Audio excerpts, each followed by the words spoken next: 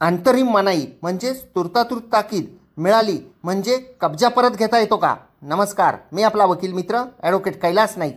कायद्याचे म्हणजेच तुमच्या फायद्याचे बोलूया.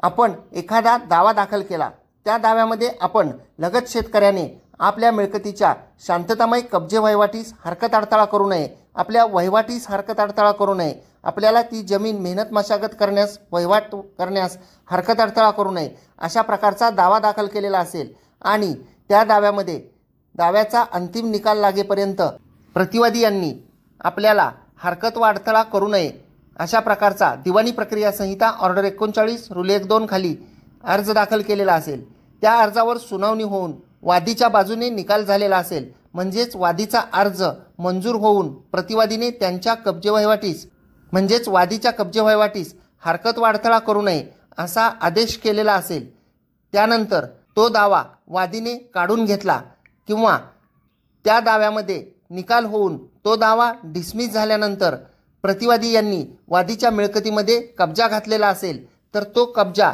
परत मिळवण्यासाठी वादी यांना पूर्वी झालेल्या दाव्यातील अंतरिम मनाई आदेशाचा फायदा घेता येईल का, हे आपण आजच्या व्हिडिओमध्ये पाहणार आहोत. मित्रांनो, जेव्हा दावा दाखल केला जातो तेव्हा त्या दाव्यामध्ये अंतरिम अर्ज आपण दाखल करतो.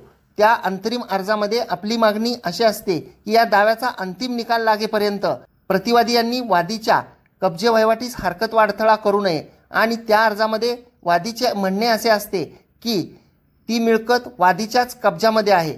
जेव्हा मनाई अर्ज वादीच्या बाजूने होतो, प्रतिवादींनी हरकत करू नये असा आदेश होतो आणि त्यानंतर मूळ दावा गुणदोषावर चालून तो मंजूर होतो किंवा नामंजूर होतो.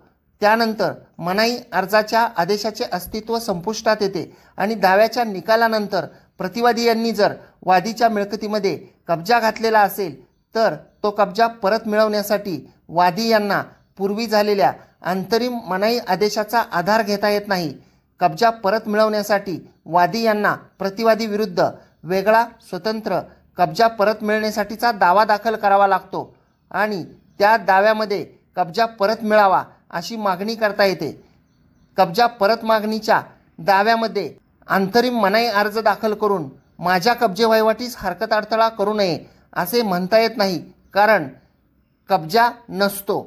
त्यामुळे कोणतीही निरंतर ताकीदीचा आदेश किंवा अंतरिम मनाईचा आदेश हा त्याच व्यक्तीला दिला जातो ज्यांच्याकडे त्या मिळकतीचा कब्जा आहे. मिळकतीचा कब्जा नसेल तर आपल्या जमिनीच्या कब्जे वहिवाटीस हरकत करू नये अशा प्रकारची मनाई मागता येत नाही.